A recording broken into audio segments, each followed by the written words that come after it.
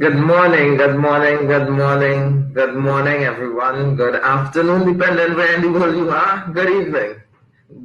In Trinidad and Tobago, I would say good morning. My name is Marcus Ash. Just to give you a bit about myself, I have been in the steel band community for the last 18 years. I would have begun in 2002 after losing a bet.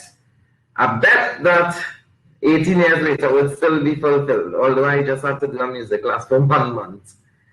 I would have attended Southeast Portersville Government Secondary, where I would have been the very first student there to sit CXC music and was the only person that year.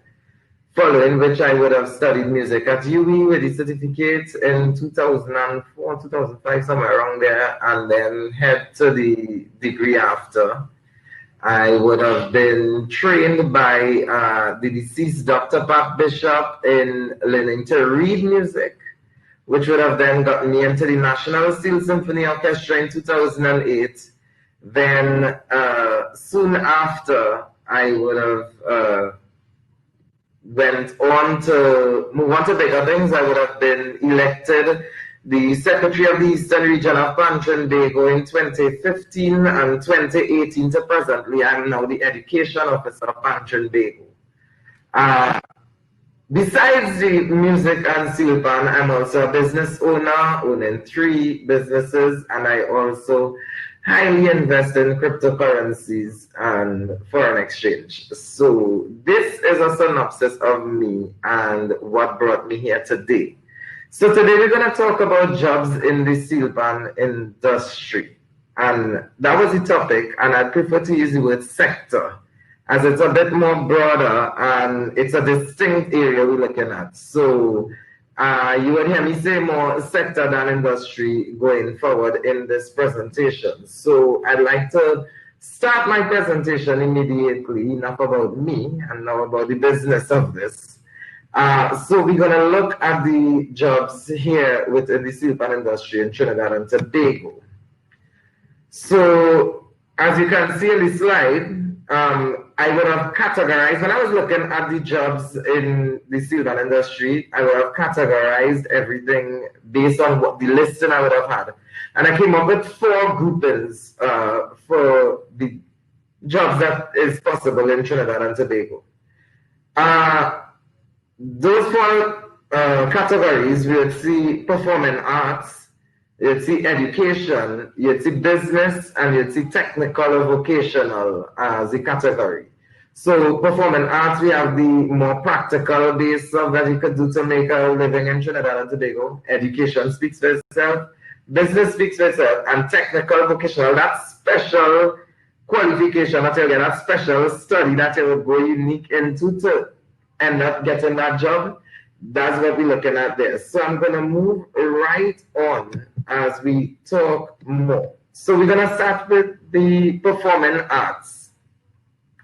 In the performing arts sector, that category, you have a performer, and yes, Steelpan has been, or it is a saturated field as a lot of people are involved in it. And it is competitive, but there is room in the world for all of us. And we'll discuss that more going down. Under the performing arts, you would see performer as a soloist, and ensemble, an orchestra, or a band. What am I saying there? You have a lot of soloists in the country here that go on private gigs. You have Devon Stewart, Dane Gulston, even younger ones like the Johan Chakari and the Joshua Regrello, and they that get those kind of gigs that come in every month or so. They perform and they get paid. It's actually their job. And you have ensembles where you have, like, you could be a member of we have the Caribbean, Steelpan Caribbean Connection, and those groups that actually practice suave, and they actually get gigs the same way as the soloists would, by simply marketing themselves and getting that gig for small groups. We have steel orchestras, and even full-time steel orchestras and get full-time pay. You would hear more about the National Steel Symphony Orchestra in this week of the Steelpan business seminars that will be going on. The National Steel Symphony Orchestra is one of those places where, as a Steelpan player, you can get a job performing. And of course, your home band, those like the Renegades, the Silver Stars, the Desperados, and they where you actually practice and they go on gigs. So we have that. Now, it's sad to say that during the COVID-19 period, a lot of these things have been affected. A lot of these people have been affected. I think the entire creative industry has been hit the hardest, and tourism. So we have those as jobs, and we will get over that pandemic. Next, under the performing arts, which is more practical based, we have, you would see music director, drill master, conductor, and artistic director.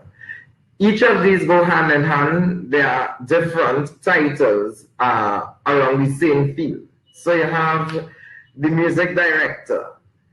A music director, or some people know it as a musical director, that person that basically gets the entire music together with a group or ensemble, a band, whatever as the case may be. Sometimes that individual may conduct the band. So for example, a drill master, where you'd see in front of the band for Panorama, sometimes they conduct the band. Where I have conductor there, you would realize not all the time all go hand in hand. So for example, on a stage side gig, I'm just going to use Silver Stars as a reference, as that is my band where I came from and still is a member of. I'm the drill master / music director for the Silver Stars Steel Orchestra, but you won't find me conducting, but maybe on a Panorama finals, and they didn't make it this year to there. So you would not find me conducting regularly. I believe that they could do their thing. That's why I drill them properly. An artistic director also looks, if you look at the National Steel Symphony Orchestra, you have Akua Lee, who is the artistic director. They look at the entire thing, the entire artistic, holistic look of the group and organize that. That job is a little more than the music director, because music and everything else that goes with the whole artistic show. You have the arranger. In Trinidad and Tobago, an arranger, you can make a living being an arranger. There are some people who arrange for Panorama in every category. You have the Duvon Stewart, and especially if you're successful, you have a lot of jobs coming in your way. And that is something that could go all during the year. You basically take your music, you put it together. I'm sure you all understand what the arranger does. And then the composer. We've had some successful composers in Trinidad and Tobago, although a lot of their work has been marketed and sold outside of Trinidad and Tobago. In cases, we have Len Bootsy Sharp, who has done a lot of composing. We have Ray Holman, who has done a lot of composing. Just as a few examples there, where they have successfully been able to create albums of work and a lot of work and have it outside marketed. You have a lot of people purchase even the scores, the CDs and stuff. So there is a career in that you can make. Next part, we're gonna skip the education and business and go into the technical / vocational. We have that is specialized skills. So we have you'd see pan builder, and I would have separated pan builder and pan tuner. There's a huge difference there. Building a pan and tuning a pan is two completely different skill sets, two completely different talents. You could build a really nice pan and have no sense of pitch and tuning, and vice versa. So you can also tune a pan well and say, I once did a workshop back in about 2004. I would have gone to do a pan building, pan tuning workshop. I'll never forget that. And I was sure that I will never be a pan builder or pan tuner. I tried to sing the pan and I think I had muscle pains for about a week after. God bless Andy Niels, Butch Kelman, and they that go out there and do that. Marco, pick up yourself. The tuning seem a little more easier, but it's still technical. Those are specialized fields where professionals in that field would teach. We have young persons now in that field coming up. We have Juma Simmons, we have Kyle Noel, Kaija Codrington.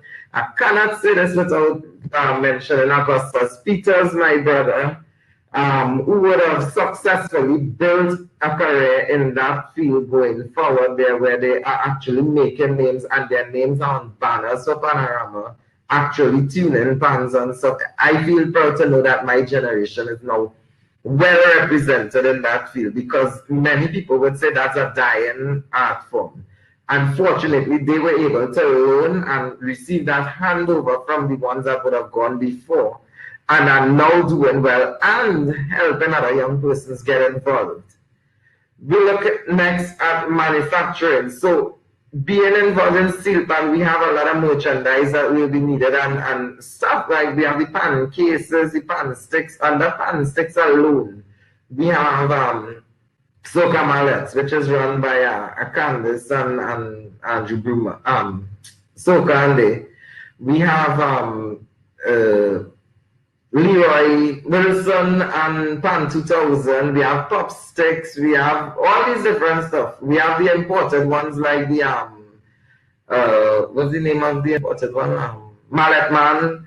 And this pan stick thing is something that everybody always need their pan sticks, and a lot of people like to have the new backup sticks as well. We have the cases which Leroy Wilson again make. We have Sarah's pan case in Sawa area there. Who I also saw will be on later this week. They went into a field where they have certainly created a brand and a name for themselves.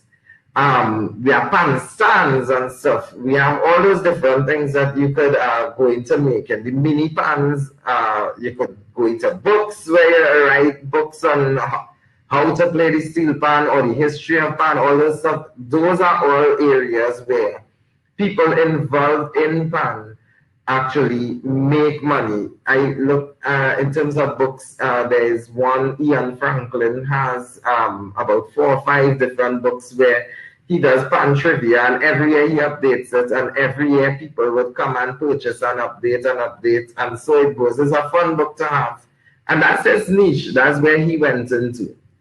We have the producers. Now, producing is one thing, but there are people in Trinidad and Tobago that actually produce for Steelpan, like to do recordings for Steelpan and mixing and mastering for pan. Back in the days, you would hear about Simeon Sandiford, which is the owner of Sanchi Electronics. You would have heard about Kenny Phillips, both of whom are still around, and many others in that era. And even coming down today, you have like the University of Trinidad and Tobago actually training persons between audio technician and producer and stuff where Steelpan is concerned.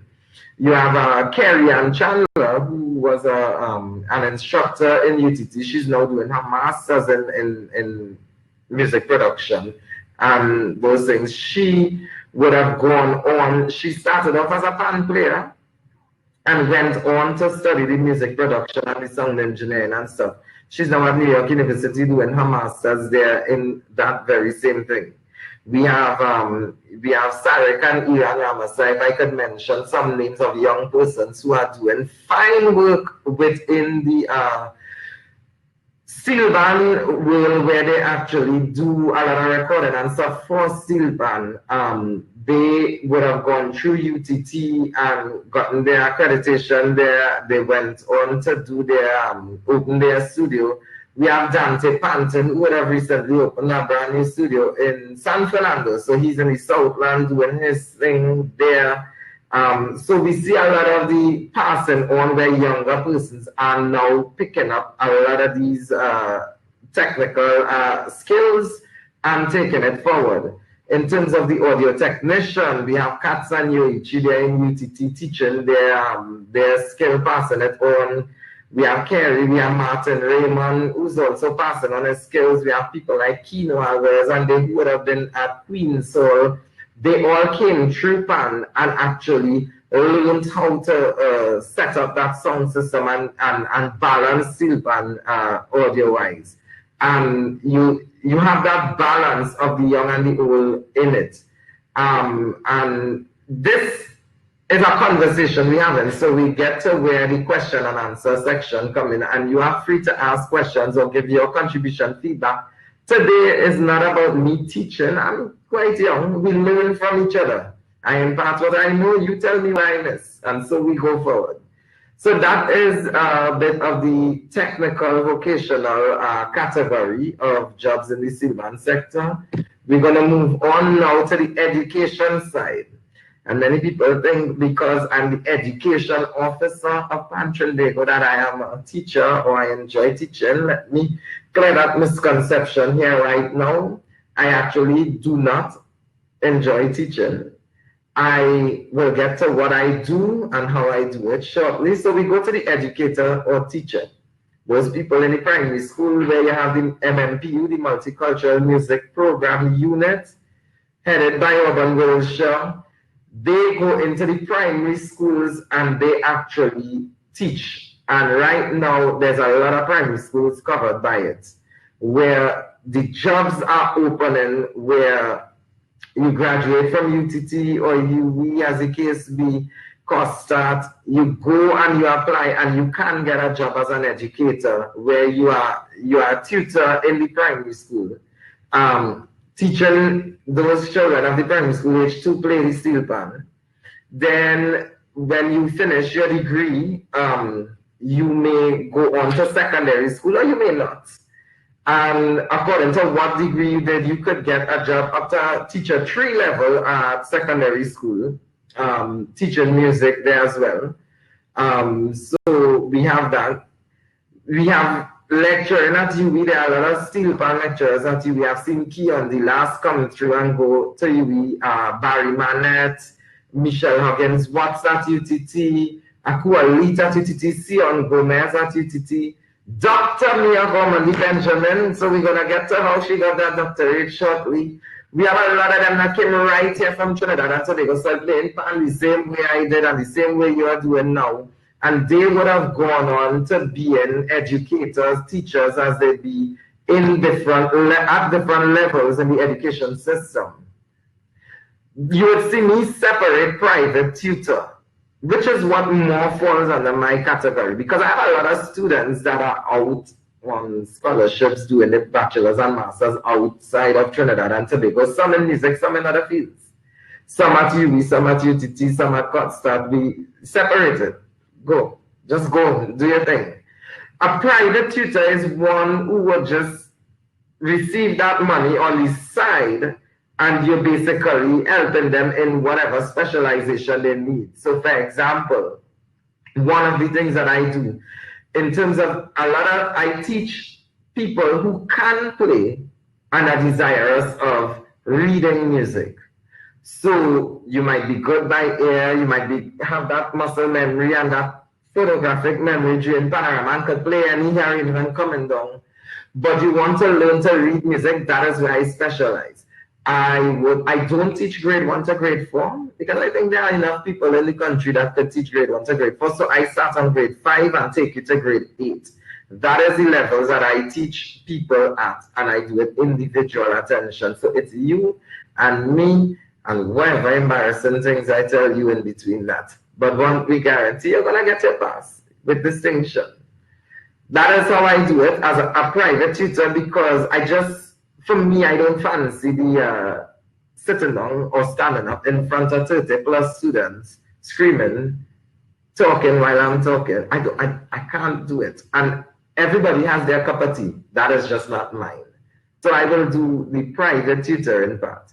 You see the researcher and ethnomusicologist. So I'm going to call Dr. Mia Gorman the Benjamin's name now. I'm a friend. I'm a little sister. I call her sister-in-law because her husband and I went to school together. And Mia started off, I don't know if you all, for the older ones listening, if you all remember 12 and under, laugh with me. 12 and under, Flight of the Bumblebee. Mia beat everybody from my generation in Steelpan. in performing. Music festival, anything. You put Mia Gormley, she beats me proper. That's what I have no shame in my game why I don't play today anymore. I am no longer a pan player, but I'm still involved in it. Mia beat everybody out of it. Kerry and Chandler went into sound engineering. Mia helped her get there with a few cocktails. Kaitel Benjamin, her husband, went into drumming. Mia beat him into drumming. She beat me into politics now. So, and that's the thing. She came in as a Steelpan player, and Mia would have went on to do her bachelor's, another master's, a master's after that, and then her doctorate. Ethnomusicology was her field of study.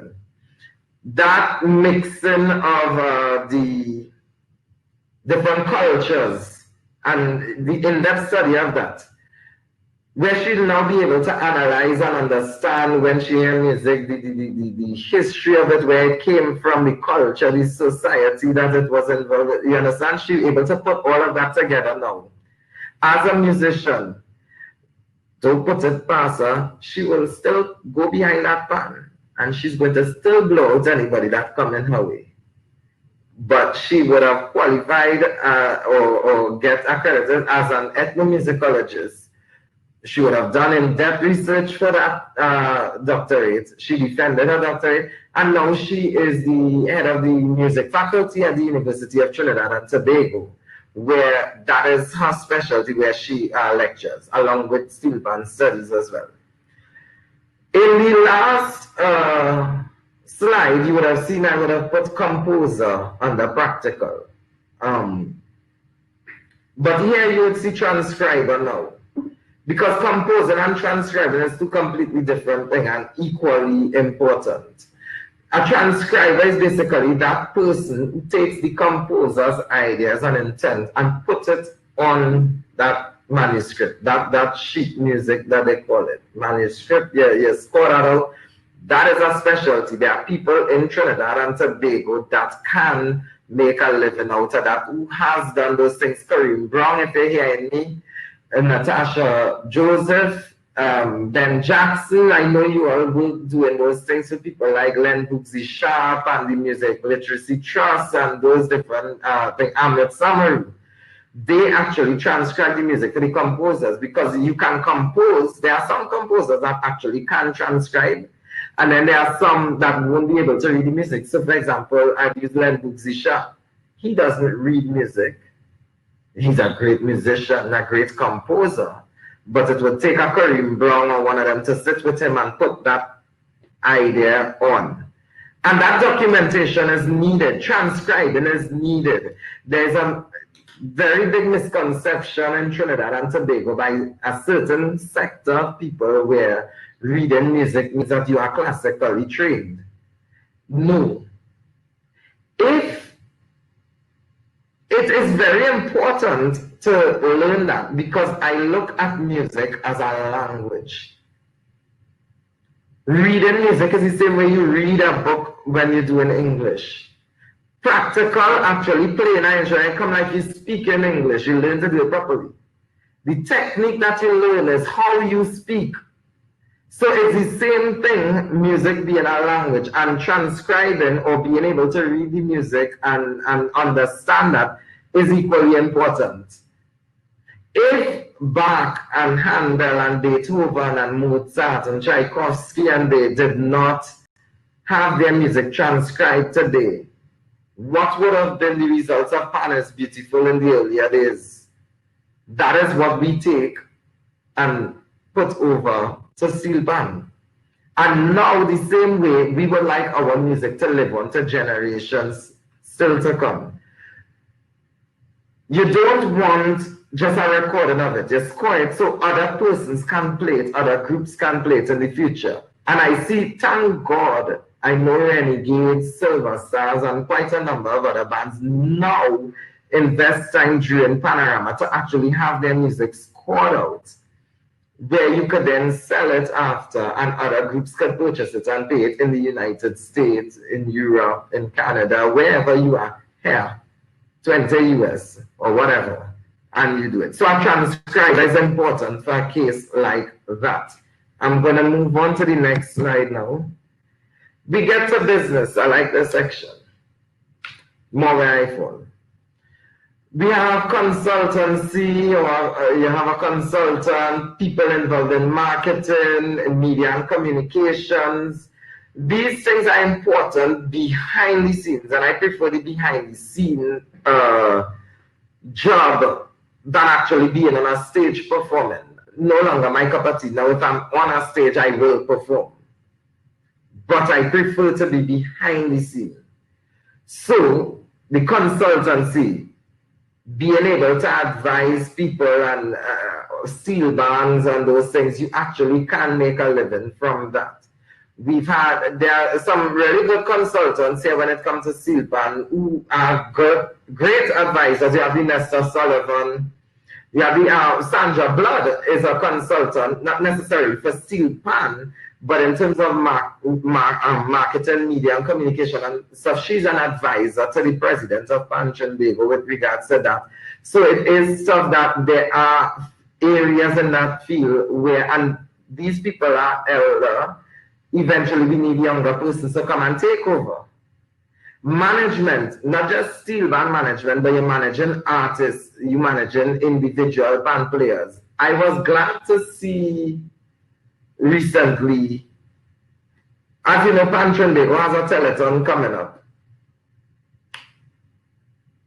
And we had to get artists. So for those of you, let me just interject and advertise quickly. This Friday at 6 p.m., as soon as the last webinar in the series is finished with MusicTT, the Pantrinbago telethon will be starting. You can tune in at 6 p.m. via our Facebook page, WAC 90.1, I believe it is, FM. You tune into WAC's page or Pantrinbago page, and you can tune into the telethon. It's 4 hours non-stop of Steelpan entertainment plus more. And you can pledge your support towards the Social Prosperity Fund in Pantrinbago. I just thought I needed to plug that in. But I'm going to give you a little story. I remember when I was calling the artists, because my job from Lauren Pierre, the head, she gave me a little work and assignments. I had to confirm the artists. I'm calling different artists to come and perform and stuff. And I remember when I called Kishon Julian from Tobago. Kishon, I needed to perform again for the telethon. No problem, Marcus. Here's what. Could I confirm with you by weekend? I said, no problem. Could I get your email address? And I saw contact at KishonJulianMusic.com or something like that was his email address. So I clicked on the website and I saw a website. I see he's teaching pan classes online where people all around the world could pay and come. And then you contact at Kishon Julian. I said, wait now, your email address is your own name. And it's not Kishon Julian at no Gmail or nothing like that. He is the at. I was like, Papa. And he had management structure. And he was able to call me back with it before the weekend, confirming Marcus. Okay, thanks. And the email was sent, and he responded, and he sent back, so we have a live band. When it's rehearsal, he want to know so he could book his ticket to come down from Tobago. And so management, having a strong management behind you, gets that kind of results. I saw Obadeli Alec had management, Janice was dealing with that. And you need that because being able to play, don't mean you could manage yourself. So some people need to get that person behind who is the driving force. A booking agent is also like a management. Their responsibility is just simply to take down the, all right, Saturday you have that gig, Friday and the telethon, this the time they deal with that and they communicate directly with the artist. That is actually another job that people have. We have Israel McLeod, who I also saw on this week's thing. She would speak a bit more of that because that is up her field. That she, from consultancy, marketing, media, and communication, straight on to management, falls directly under her. It brings me to the third point I have there, executive and administrative. Excuse me.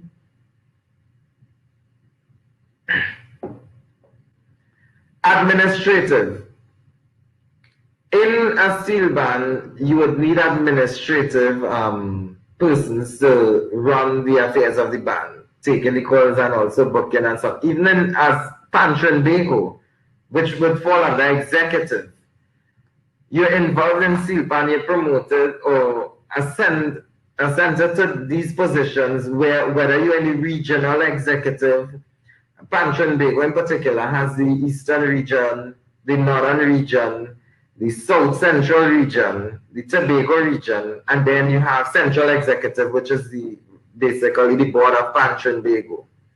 And when you're in these positions, you have to make decisions that would be in the best interest for the steel band movement. You have paid your stipend as the case be or whatever. You have the administrative staff that work in there. All those people come from steel bands as well. All those people at some point were involved some way or another with a band or with as a player. So you have those different fields those different job specs in the different fields. So just to go over, we would have touched on the performing arts and those jobs that would have come through there. Example, a performer, a music director, a drill master, conductor, artistic director. We would have had an arranger. We would have had a composer. We would have then gone to the technical or the vocational side of things, where we would have had like pan builders, pan tuners, manufacturers of like pan cases, pan sticks, etc. Producers and audio technicians and those people, sound engineers, as some call it. We would have then slide over to the educational aspect of jobs, where we would have gone into, we would have looked at an educator or a teacher. We would have shown the difference between that and a private tutor. We would have seen the researcher or ethnomusicologist. We would have seen a transcriber and the importance of it. We would have then come down to the last aspect, which is the business aspect, which is where we are now. We would have seen the consultant, marketing, media and communication.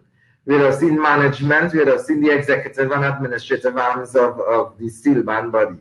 So at this point, I am going to go into the question and answer segment. So if there are any questions, we're having a conversation today.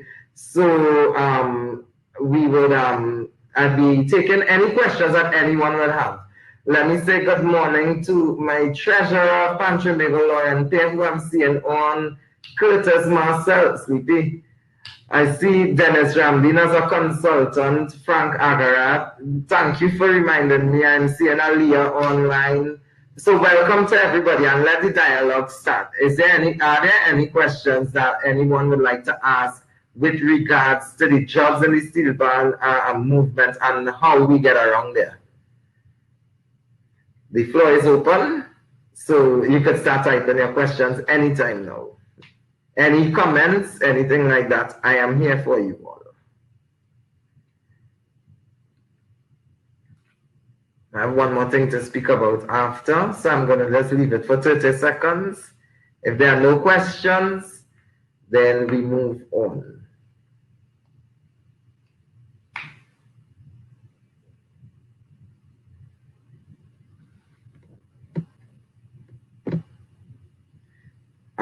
Nicole, I see Nicole asking to speak. Nicole, I would have cleared you. I'm seeing also a question from Claudine. How easy it is for a person who has never played pan and has ideas for steel pan to get into the business side of steel pan? That's a very good question, Claudine. And I will answer that simply by saying, there are many persons in the business side of pan that never touched a steel pan before. As a matter of fact, there are people who into pan that never touched a steel pan before, that went in like a ranger. Clive Bradley never played a pan. He was a keyboardist. You have Pat Bishop used to sing and play a little piano and sing, but she was a drill master. Clive Bradley was an arranger. So you have those things there. And with these types of jobs, you don't necessarily have to be highly involved in pan, but what you do if you are around the pan community, so Sarah's pan case, I don't think Sarah plays pan. I could be wrong. But Sarah she makes some of the best pan cases. Listen, I want you, anyway, I'm sure Sarah and Leroy, when they come on, they will bring some samples, I would hope, of what they do. Custom made pan cases and stuff like that. You can't go wrong. I watched it and I was like, okay, then it's 2020, everybody up in the game. So it's not necessarily that you have to be in the steel pan. My mother is not a steel pan player. My mother never, I don't think my mother ever walked into a pan yard because she's never really come to any shows that I had.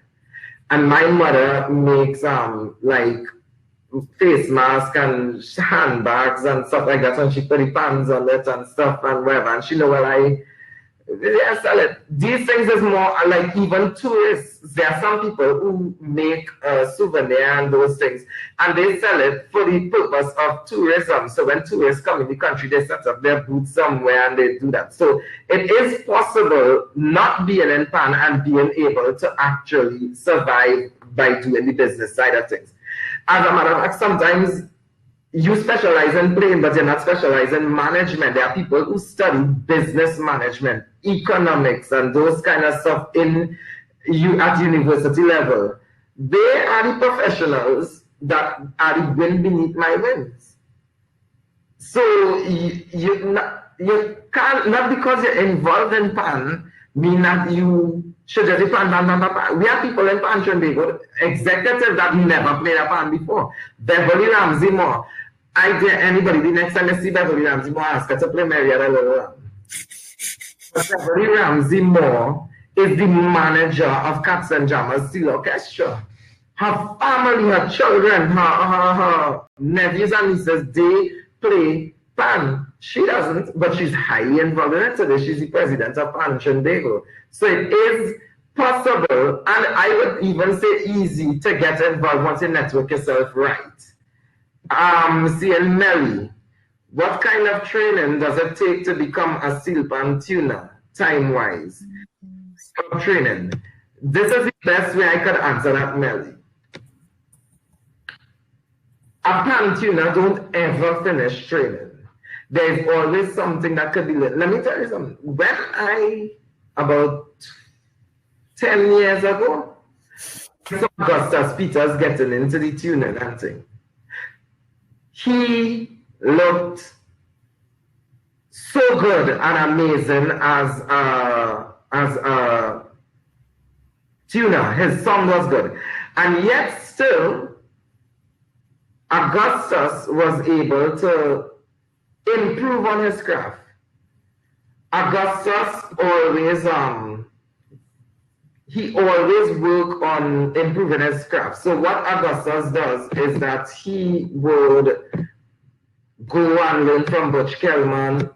He would take a thing from this tuner. He would watch all the different tuners and what they do and improve on his craft. And that is the thing. To learn to tune, you have to continuously be learning. Even the older tuners today still learn something new. At one point, they used to use poison drums. Eventually, they learn, hey, them chemicals that think killing me out. You learn, you sample different materials. Ask Andy Niels, I saw he posted recently about the drums and stuff, and then some drums had a problem.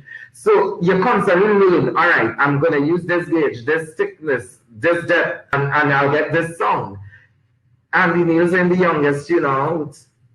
And every day he would learn something going forward. His child, Mickey, also learns. So it's a continuous thing. You can't learn it in one workshop. You can't do a degree in it and think you know it all. It is a continuous job as far as I see it. Go to Aliyah. What is the experience like being a multifaceted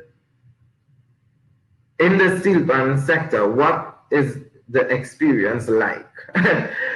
Aliyah, my life, as I would say it, is I call it an adventure. That's it. You have to understand, as I mentioned at the start of this webinar, On the 5th of March 2002, and that will go down as a day in history for me, I lost a bet on that day and had to do a music class for 1 month. A music class, not a band class, just a music class for 1 month. And that 1 month turned into 6 months, into me writing it for CXC, into me going UE, joining the Lydians with Pat Bishop, learning to read music, getting into the NSSO. And politics was not nowhere in my thoughts. It was never. And the next thing I know, I meet people and then Pantrinbago. So for me, it's a continuous journey and an adventure. And I don't know what is going to happen in the future. I don't know. I don't know if I will be the education officer in the next term of Pantrinbago. I don't know if I would have a different position. I may get out. I don't know what I would do. I have decided a long time ago, yo, Marcus, here's what happening. Let's just go with that flow. The universe have a way of just opening doors and go. As long as I keep doing what I do and keep my name clean, I don't mix matters with that. It's just going. And it's really an experience. Curtis, good morning. First, I would like to thank MusicTT for having this webinar today. And Mahalia also said, this was a good presentation. Thanks, Mahalia. And for those of you who tuned in, Mahalia will be on the telethon this Friday. So I hope you tune in at 6 p.m. and pledge your support to the Pantrinbago Social Prosperity Fund. What is the level of qualification needed to teach at ECCE level? Early childhood care. I believe the early childhood care, that would fall under the Ministry of Education. Under the Ministry of Education, what they would do is that they actually have the like I saw UTT have here, do your bachelor's in education, and you focus on early childhood care. In UB, they have the education thing, and those are specialized areas. So most places, I guess, it's bachelor's. There are early childhood care level that private would hire lesser qualified persons, and there are some who would hire persons who have like a certificate in music from UB or a certain grade to basically going to teach. If it's a teach pan, to that level, they will hire you with that. But in terms of actually being a teacher in there, you will have to go and specialize in that at the university level. That's Kyra. Sashel, would it make for someone to go into steelpan manufacturing if they themselves do not intend to be hands-on, but rather hire persons, meaning they deal with the business side? Of course, business is business, Sashel. Let me show you. I'm gonna mind Leroy and their business a little bit. I went up to visit Leroy and had a couple. I think I still owe Leroy a visit, Leroy Wilson, to continue a conversation with him. And Leroy is not the only person that sit down and make the pans and the pan stick and those things. He has an actual staff. So what he does now is employ people. And what you're looking at is employment for people, where you generate income. Now people are able to actually get hired, get an income. So Leroy, although he's the mastermind behind it, not every pancake or stick he would make. He would train people. All right, you're gonna do this sewing here. You're gonna learn to make pour the rubber and those things and how to grind it down and wherever. And you will do the embroidery part, and so he will go. But at the end of the day, it's Leroy Wilson and Pan 2000's product. So it is possible to go into that and focus on the business side of things. I myself own businesses that I have not been into in months, but I know what is going on because you have staff working for you. I don't have the time to go in when you're doing Pantrinbago work. So, Nicole, I think there are several tangible jobs that could be related to PAN, like tour guiding and know about your country to teach your bands before they tour. And that is a valuable input, Nicole. That is a very, very, very great point you made there. When you have carnival around the corner and all these tourists there, and you get in, you used to play PAN or something, and you know the bands and policy and stuff, you say, all right, I know Carell Taylor driving Red Band Maxi. Carell, yeah, well, you see, from 6 o'clock, come off the bus route. Rohanson and I go take back your license. Come off there. I'm gonna hire you, I'm gonna get cooler drinks, and I'm gonna put out some ads in the hotels and stuff and places where the tourists are.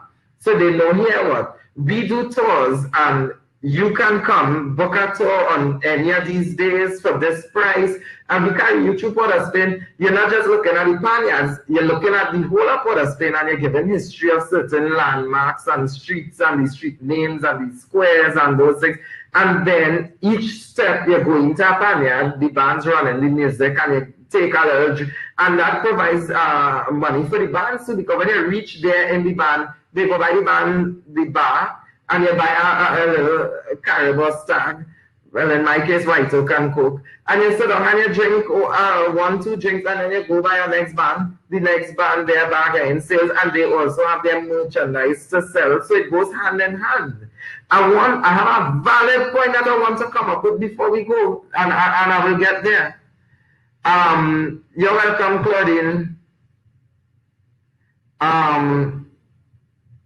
Yes, Mary, the Pantrinbago are like doctors, and doctors are specialists. When you have gynecologists, you have all kind of other gist, because what they're called doctors. I can't pronounce some types of the doctors' names. I know how I feel.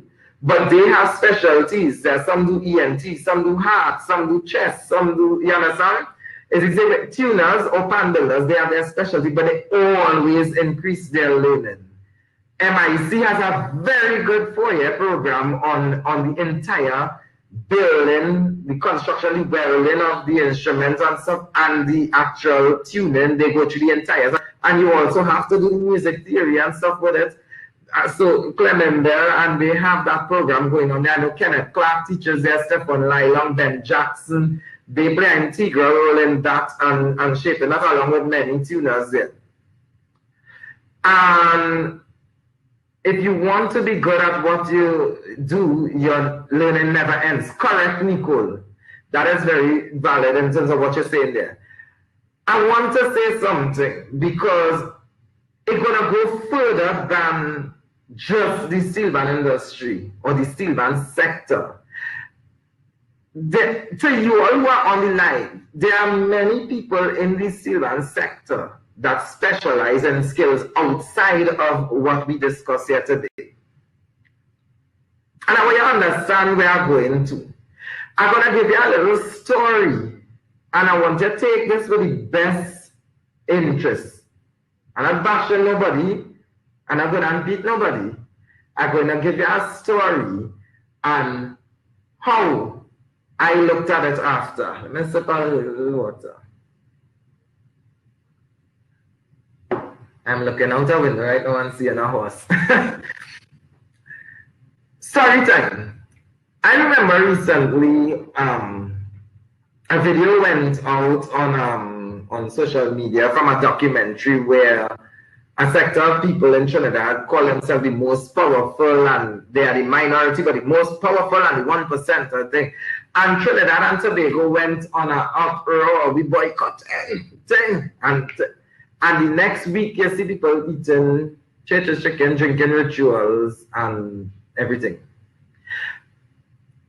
And I laugh because I know, even one thing I know and have experienced is that Trinbagonians have a 9-day, well, not so much Tobagonians, Trinidadians have a 9-day memory.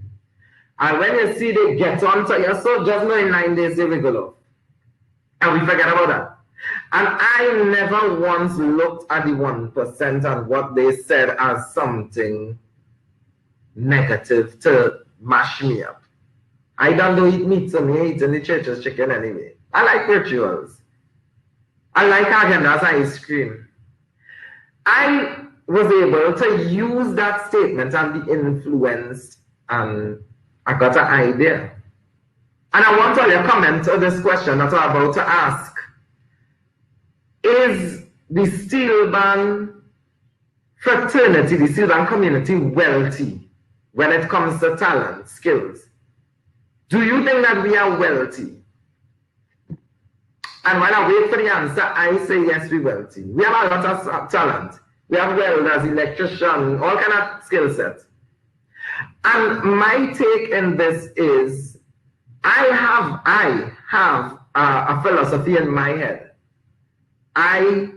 We like to say certain sectors in Trinidad and Tobago like to support their own, and they don't support the black people, and they don't support this and that and thing. And for most of it is correct. And I believe that they are right.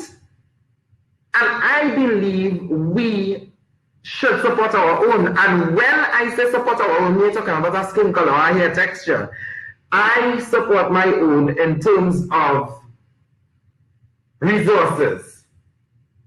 So, for example, and my time is almost up, when Pantrinbago has a Steelpan Friday coming, the clothes I wear is somebody in Steelpan, a young guy, 23-year-old. He's a designer and a tailor, making my clothes. The person who wanna come here because it's a proper hotness is a Steelpan player, McKinney Tyson. She's a pan player. She's gonna come here. The barber that is gonna give me a mark, Curtis Bateau from St. Margaret's Steel Orchestra, young guy. He is actually gonna give me a mark. When I step out on that stage, because I hosted the telethon along with my Empress Beverly Ramsey Moore, I love that lady too bad. When I step out there, I'm stepping out representing skill sets within the pan community outside of pan. But what I look at, you see, money is an energy, and where I invest my money is where I give my energy to. And I believe supporting each other in the pan world. The money, if we do that, the money circle right among us. If you understand what I'm saying, give me a yeah. And that is what I do when I jump out, back when UTT and those places, you go UTT and play a little force downstairs, quick with them students before you run across the NSSO. I jump out in Citygate, I'm walking from Citygate to Napa in hot sun, and I will never buy something to drink. You know why? Because right opposite UTT, there is a little vendor cart. And I go in my Natalie to buy a Cokes because I know Natalie is an invader, Steelpan player. That's simple, $7. My energy go in there. Because you want to support that cause. Support that cause. And sometimes we need to think of that. So when you're looking at the Steelpan business or the Steelpan business, and I hope that this webinar here this morning, which starts off the entire week long of webinars, that you would now understand there are different skill sets in the pan, in pan and out of pan within the pan community. And once we support each other in a way like that, I think we will definitely go back. You know, when President Ramsey Moore came and she was elected, one of the first things she said, and I said she mad, she used to say prosperity in pan. And to me, it was a prophecy that she was saying. Because the prophecy and prosperity in pan, and I was like, we in $60 million debt. And I have lived and experienced that lady going through some torturous times to come out and now see, we are starting to see the light. And in a case like that, the prosperity in pan really is a holistic thing that we look at, where we also must support each other at all costs. I'm not saying don't support 1% of the roti shop or anything like that. Support. But what I am saying is, if I know somebody, I don't care whether it's Silver Stars players, if you from any band, Candice and Just Brewman from Renegades always say, pan before band. She don't ever done say that. And Beverly Ramsey don't ever finish saying prosperity and pan. Put the two together. You have any idea the social and economic force to be reckoned with that Steelpan will be? Yeah, we building pans. Yeah, we tuning pans. We have pan sick pan cases. We could teach, we could play, we could perform, we could compose, we could arrange, we could transcribe, we could do sound engineering, we private tutoring, all the things that I mentioned earlier. But after that, what? We need to start recycling our money within our community. And I have no malice or envy, or I'm not mad at anybody who has been doing that. because we can, and then you will really see Steelpan as being wealthy. So I'm going to just check to see if I have any other questions that there was that I may have missed. Have there been any new innovations in pan manufacturing within recent times? Well, within the last 10 years, we would have had the G-pan, the 5-pan, the E-pan, and those things. So once you do your research, you Google any of them and it will come up. Time is almost up, so I can't go in. And yes, I'm glad to see you all are seeing that the Steelpan community is quite wealthy and has potential to definitely be a social force in this community. It's too much. For too long, people look at us as pipers and we begging with the hands out and thing. And I'm not saying that you don't deserve it, because at the end of the day, we are a constituency. The amount of people make up, and we deserve to have a cut in the pie when the budget comes. But it shouldn't be that is all that we depend on. And we need to win up and come together and really support each other. So I'm glad to see that you all are doing this. Curtis Marcel, will the recording be available? Yes. The recording, when it is done, will be on the Facebook page of MusicTT. So you just go into Trinidad Music Company of Trinidad and Tobago on Facebook, and you will find the recording available. So, and Patrice, you're welcome. I'm glad to see you on, Patrice. All the best. And I'm glad for the communication. Will the slides be made available? Once the video is on, the slides will be on as well. If you would like the slides personally sent to you, you could send me an email, education@pantrinbago.co.tt. That is education@pantrinbago.co.tt. You could email me with any kind of assistance you need with education, technology, research, development, or youth is concerned. I will be available to answer. Education@pantrinbago.co.tt. Reach out to me and we can have dialogues. Let's see how this goes further.